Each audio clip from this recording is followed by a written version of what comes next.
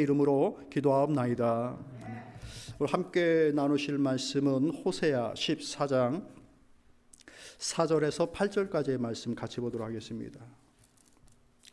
구약성경 1269쪽에 있습니다. 호세아 14장 4절에서 8절까지의 말씀입니다. 교독하겠습니다. 내가 그들의 반역을 고치고 기쁘게 그들을 사랑하리니 나의 진노가 그에게서 떠났음이니라.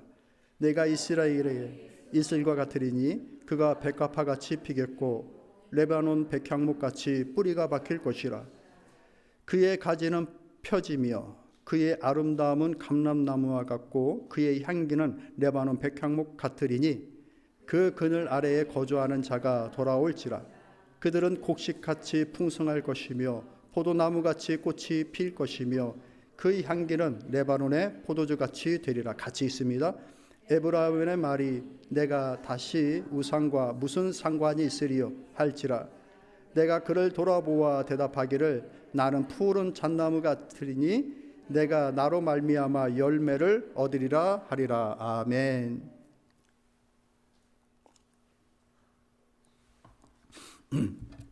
고치시고 지키시는 하나님이라는 말씀의 제목으로 여러분과 함께 은혜를 나누고자 합니다. 우리가 짧게 이 절을 읽었는데요. 우리가 함께 읽은 본문 속에는 참 하나님과 그 하나님의 백성들 사이에 이루어질 수 있는 가장 이상적인 그런 관계 혹은 상황 이런 것들이 여러 단어들로 표현되어지고 있습니다. 보면은 기쁨, 사랑, 이슬. 여기서 이슬이라는 것은 나무와 꽃이 피고 자랄 수 있는 모든 그 재료가 되어지는 물을 의미하는 것이죠. 생명수가 되는 것이겠죠. 아름다움, 향기, 풍성함, 꽃, 푸름, 열매. 이 단어 자체만 들어도 참 소망이 생기고 기쁨이 생길 수 있는 힘이 나는 그런 단어들이 이렇게 열거되어지고 있습니다. 그것이 하나님과 이스라엘 백성들 간에 이루어질 상태라는 거예요. 얼마나 좋습니까? 하나님과 함께함으로 기쁨이 있고 우리가 누군가와 함께하는 그 자리 속에 기쁨이 있고 즐거움이 있고 아름다움이 있고 삶의 향기가 있고 인생의 아름다운 향기가 나타나고 그러면 그 관계는 정말 좋은 관계예요.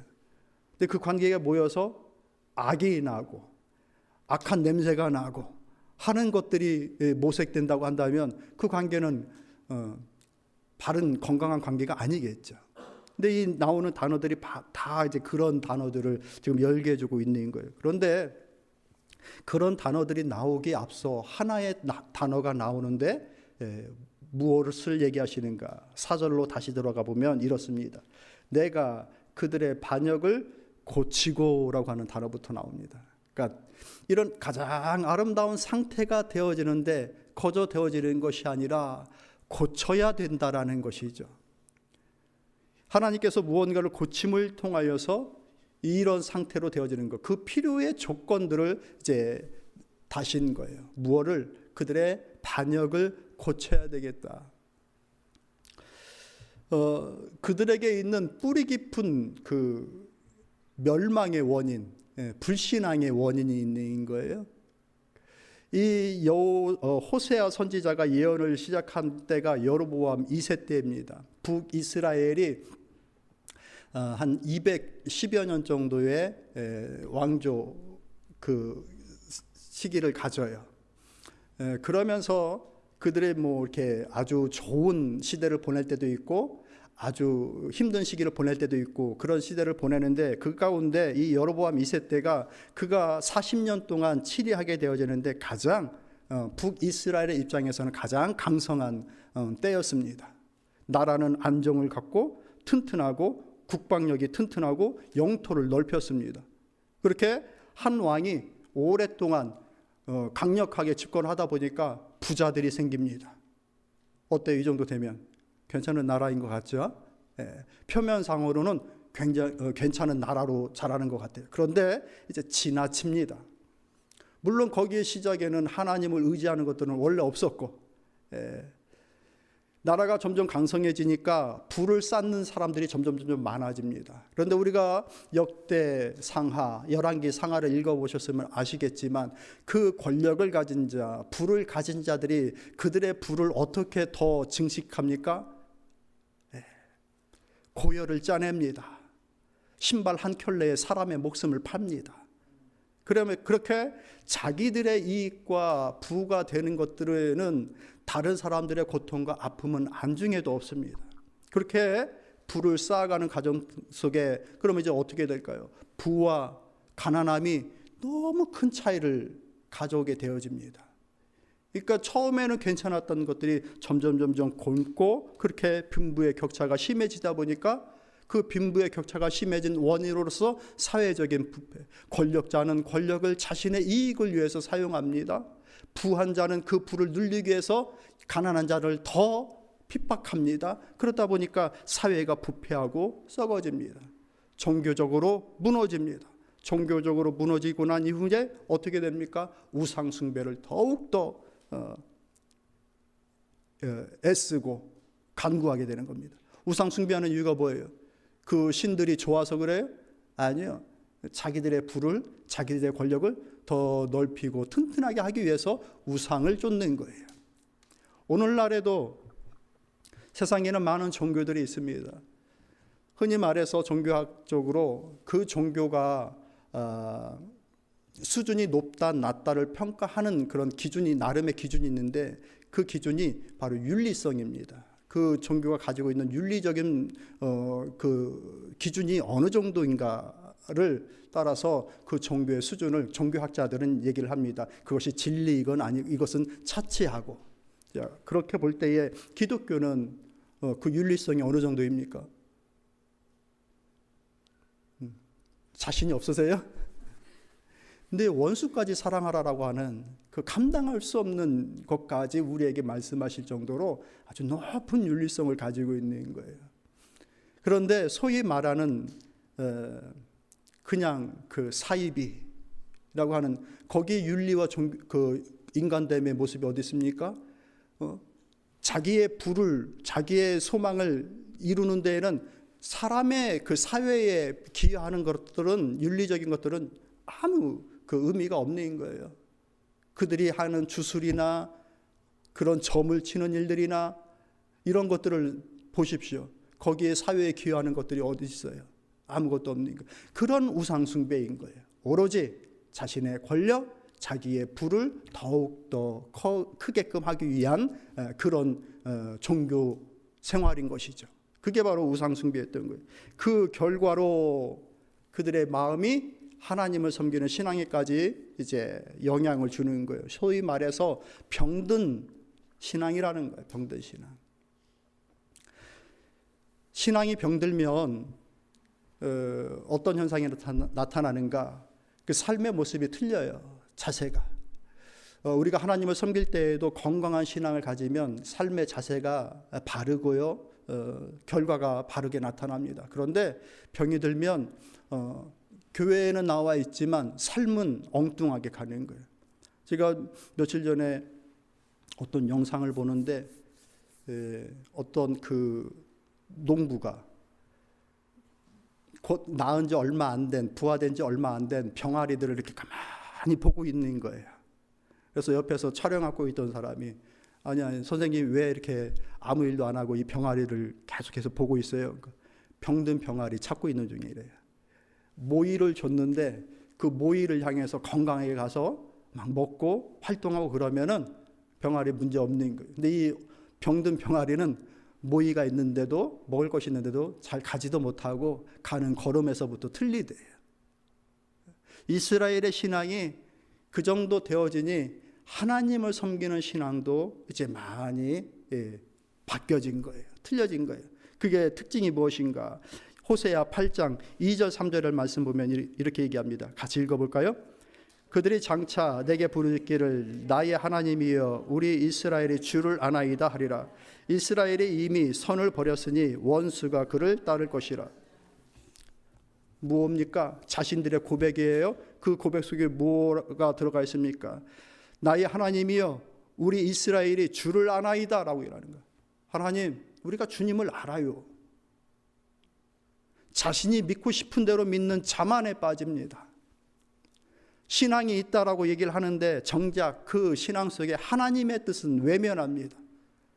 다 알고 있다고 하지만 하나님의 뜻과는 상관없이 살아가는 거예요. 겉으로는 알지만 그 뜻, 그 속에, 삶 속에 나타나는 것은 하나님의 선하신 뜻들을 이루고자 하는 그 마음 자체가 없는 거예요. 이스라엘이 이미 선을 버렸다. 원수가 그를 따를 것이라. 하나님께서 좋아하시고 기뻐하시는 것은 떠나버린 것이고 하나님과 원수된 것이 그의 삶을 뒤따르고 친구가 되어져 버린 것. 그럼에도 불구하고 자신들은 하나님을 안다라고 얘기를 하고 있는 거예요. 참 그렇게 되어지면 굉장히 불행한 겁니다. 그 정도 되어지니 어떤 결과가 옵니까? 8장 4절의 말씀 여러분 읽어보시겠어요? 시작. 그들이 왕들을 세웠으나 내게서 난 것이 아니며 그들이 지도자를 세웠으나 내가 모르는 바이며 그들이 또 그 은 금으로 자기를 위하여 우상을 만들었나니 결국은 파괴되고 말리라 라고 말씀합니다. 왕을 세운다라는 것, 지도자를 세운다라는 것은 그 단순한 의미가 아니라 앞으로 그 사회가 어떻게 나갈 것인가에 대한 그 방향성을 결정하는 부분인 거예요. 남쪽 유다는 다윗의 왕조로가 계속해서 이어지죠. 그런데 북이스라엘은 왕조가 9번이나 바뀌어요. 쿠데타가 9번이나 나오는 거예요. 그러니까 자기들이 원하는 왕을 뒤집어서 세우는 거예요. 계속해서. 그러다 보니 그 왕이 세워진다는 것은 백성들의 민의와 민심이 다 반영되어진 거예요. 북쪽 이스라엘은. 그런데 하나님께서 뭐라고 말씀하시는 거예요? 너희들이 왕을 세웠지만 그 왕들은 나에게서 난 것이 아니라고 말씀하시는 거예요. 다 니들 마음대로 세운 것이라.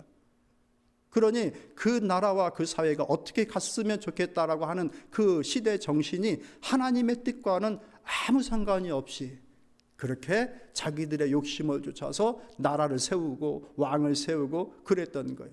그리고 그들이 가지고 있는 부를 가지고 뭘 합니까? 은과 금을 가지고 우상을 만들어요. 여러분, 은과 금이 나쁜 겁니까? 아마 열이면 8, 9분은 다 좋다고 하실걸요? 그 중에 아주 특별하신 분들은 이건 도리에 아시는 분도 있고 그 좋은 것으로 우상 숭배를 합니다. 그 좋은 것으로 좋겠으면 좋은데 그 좋은 것으로 우상 숭배를 하게 되어지는 거예요. 그러니 그 사회가 무너집니다. 더 풍요를 원하고 더 권력을 원하는데 그 더 풍요가 더 풍성한 악으로 이어지고 그 풍성한 권력이 더 풍성한 악으로 이어지고 말았습니다. 그러다 보니까 온 사회가 그러다 보니까 거기에 맞물려 거기에 있는 시대 정신에 다 이스라엘 백성들이 쫓아가게 된 거예요. 그래서 하나님을 떠나버린 거예요. 호세아 선지자가 뭐를 계속해서 얘기합니까? 여호와께 돌아가자. 여호와께 돌아가자. 그가 싸매시고 낫게 하실 것이다. 정오의 빛같이 정확하게 그때의 하나님의 은혜를 우리에게 입혀주실 것이다. 그러니 여호와께 돌아가자. 여호와께 돌아가자. 안 돌아가는 거예요. 안 돌아가. 그러니 하나님이 어떻게 하시는 거예요? 그 백성을 고치시는 거예요. 내가 그들의 반역을 고치겠다. 반역이 뭐예요? 마땅히 행해야 될 그 의리를 저버리고 폐역하는 행위, 그 모든 것들을 이제 반역이라고 하는 것인데 하나님을 떠나버린 거예요. 이스라엘 백성은 하나님이 세운 나라이고 하나님의 백성이잖아요. 그죠? 아버지에게 들었고 할아버지에게 들었어요. 애굽에서 어떻게 나왔는지를 알고 이스라엘에 어떻게 정착했는지를 다 아는 사람들인 거예요. 그런데 그 하나님을 떠나버린 거예요. 그게 반역이라는 거예요. 하나님과의 신의를 저버렸다라는 거예요. 그것을 고쳐. 그렇게 하나님께서 주의 일들을 다시 행하시는 것이죠. 그 하나님을 고치시는 하나님은 오늘 여기 나와 있는 겁니다. 할렐루야. 하나님은 1차적으로 택한 백성을 고치십니다. 그게 하나님의 사랑이에요. 그냥 내버려 두는 것이 아니라 어떻게든 고치십니다. 친절한 말로 고쳐지면 그 얼마나 좋습니까? 상호 간에. 그런데 어떨 때는 대수술이 필요한 거예요. 야, 얘는 안 되는구나. 마취제 줘가지고 수술시켜야 되겠구나. 병이 깊으면 깊을수록 고치는 과정은 대단히 힘들고 어려워지는 겁니다. 시간도 많이 가고 고치는 분도 괴로운 거예요. 하나님이 그렇게 고치시는 거예요. 이스라엘을 고칩니다. 대수술을 하시는 거죠. 고통스러운 과정이죠. 다른 나라에 침입을 받고 나라의 주권과 영토를 다 빼앗깁니다. 말 그대로 그들이 마른 뼈같이 다 흩어져 버립니다. 하나여야 될 나무가 자기들 마음대로 둘로 나눠버렸던 그 상황, 마른 뼈 같고 갈라진 나무 같던 그것을 하나님은 수술하여 고치십니다.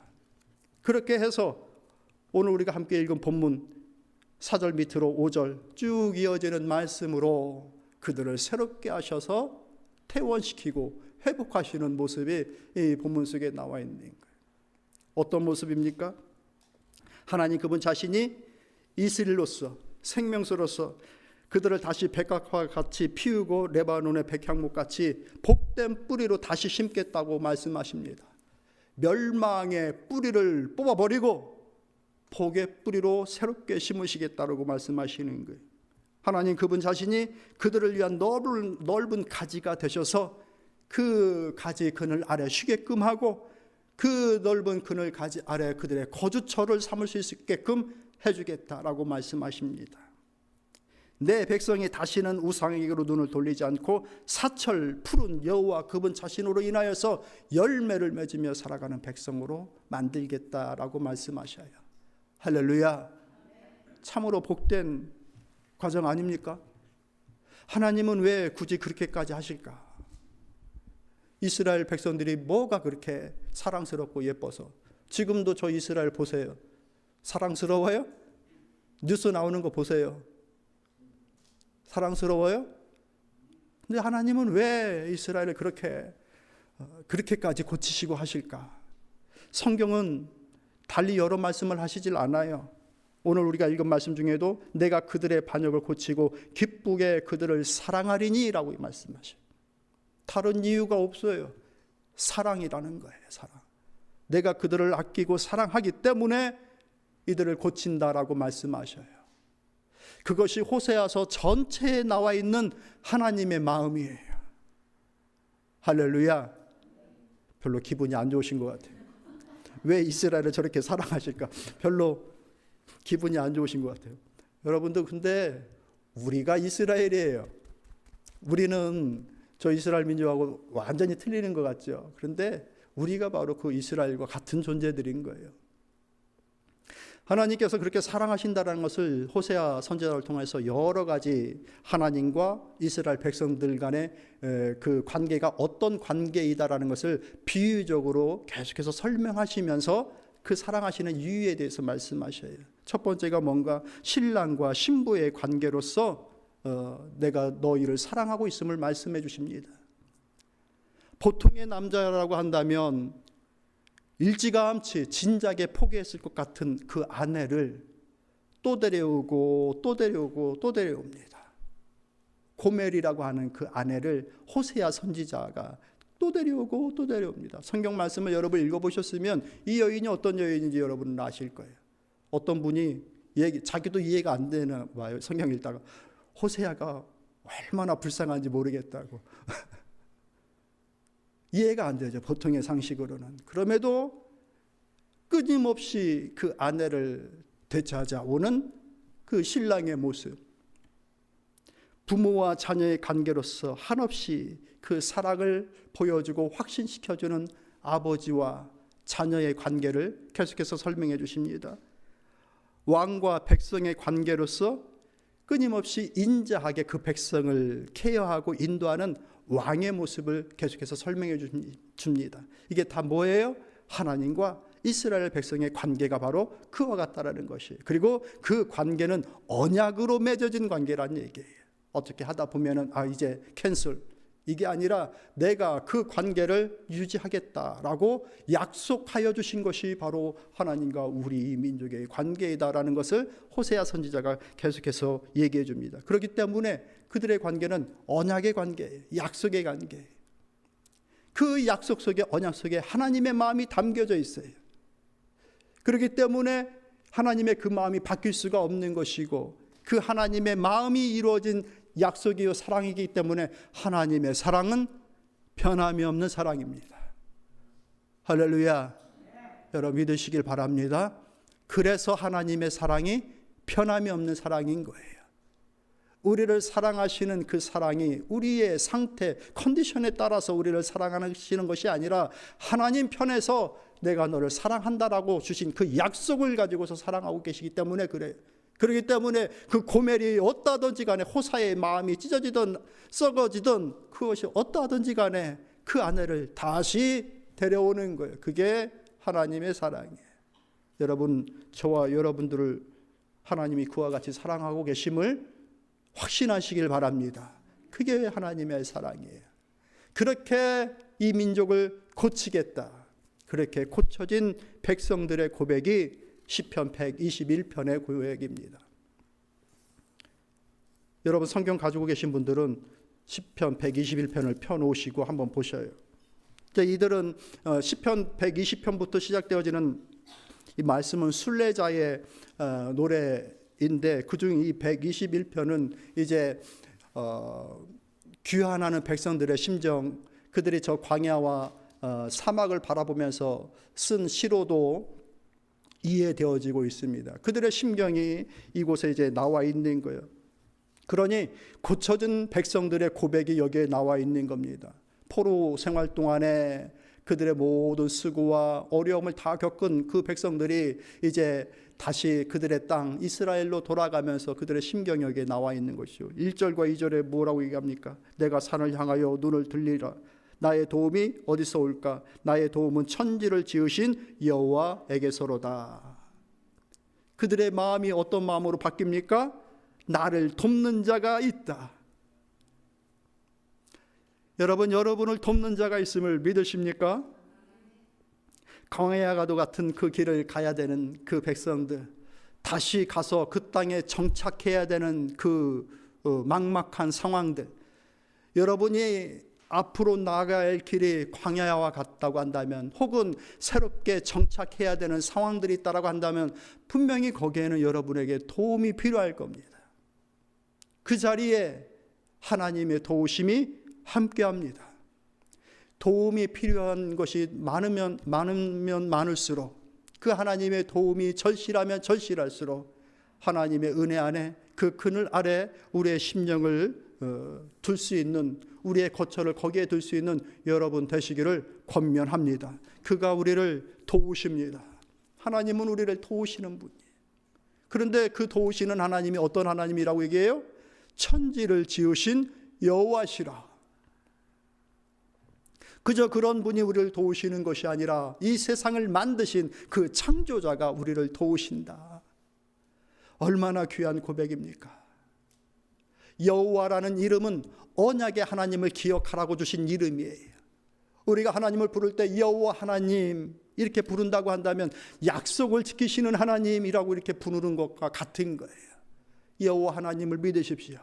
약속을 지키시고 그 약속을 따라 우리의 삶을 인도하시고 그 약속의 길에 서 있는 백성들을 지키시는 하나님이심을 믿으시길 바랍니다. 그런 하나님이 나를 도우신다. 구체적으로 어떻게 돕는다라고 얘기를 합니까? 그분이 나를 지켜주신다.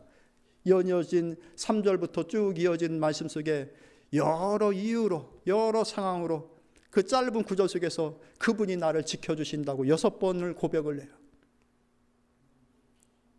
여러분 스스로 한번 살짝 돌아보십시다. 하나님께서 여러분의 삶을 지켜주십니까? 감사합니다. 아멘 하신 분들 다 그냥 하나님의 그 놀라운 힘을 힘입으시기를 축복합니다. 그 하나님이 나를 도우시는데 나를 실족하지 않게 하신다. 그 하나님은 졸지도 아니하시고 주무시지도 아니하시고 나를 지켜주신다. 낮의 해가 밤의 달이 나를 상치 않고 나의 출입을 지금부터 영원토록 지켜주신다 라고 고백합니다. 누구의 고백이에요? 고쳐진 백성들의 고백이에요. 하나님은 신이기 때문에 그 하나님이 졸 리도 없고 주무실 이유도 없습니다. 그럼에도 불구하고 이렇게 표현하고 있는 것은 하나님의 지켜주심이 지속적으로 이루어질 것에 대한 그 강조의 내용인 것이죠. 하나님이 우리를 지속적으로 지켜주십니다.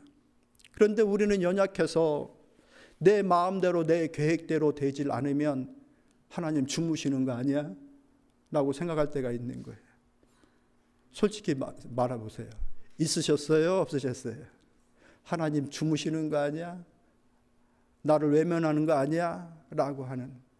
그런데 이 말씀에 기초하여 우리가 하나님을 신뢰한다라고 한다면 하나님은 그분이 정하신 때에 그분의 방법으로 우리를 지키시고 보호하신다는 것을 우리는 확신해야 되는 거예요. 그렇기 때문에 성도에게 필요한 것이 무엇인가? 오래 참고 기다리는 믿음이 필요한 겁니다. 무엇을? 하나님의 때를, 하나님의 방법을. 졸지 않고 주무시지 않는 그 하나님이 나를 지켜보시고 도우시고 지키신다라는 것을 믿는 우리의 확신이 있을 때 그 하나님의 때를 기다릴 수 있는 마음, 그 믿음이 우리에게 반드시 있어야 된다라는 거예요. 그분이 우리에게 그늘이 되어주신다. 내 우편에서 그늘이, 우리 찬양을 예배 시작하면서 같이 드렸죠. 그가 너를 지키시리라. 너의 출입을 지키시리라. 그가 우리의 그늘이 되셔서 지금부터 영원까지 우리의 출입을 지켜주신다. 그늘이라고 한다는 것은 더운 땡볕에 그 쉴 수 있는 그늘을 의미하는 것이요, 그 자리에 집터를 세울 수 있는 그 의미를 담고 있는 그늘인 거예요. 하나님으로 쉬시는 여러분 되시기를 바랍니다. 지킬 것이 많으면 많을수록, 그런 분일수록 하나님의 그늘 아래서 주의 도우심과 보호하심을 받으십시오. 여러분의 삶 속에 지킬 것이 많으십니까? 우리 권사님만 지킬 거 있는, 지킬 거 하나도 없으세요? 지키고 많잖아요. 여러분의 가정도 지켜야 되고, 여러분의 자녀들도 지켜야 되고, 여러분의 일터, 삼터도 지켜야 되고, 지킬 것이 얼마나 많습니까?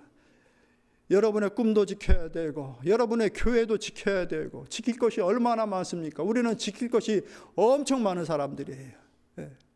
더 지킬 거 더 많아지고 싶으시죠? 안 주셔서 그러지, 주시기만 해보세요. 내가 다 지켰어요.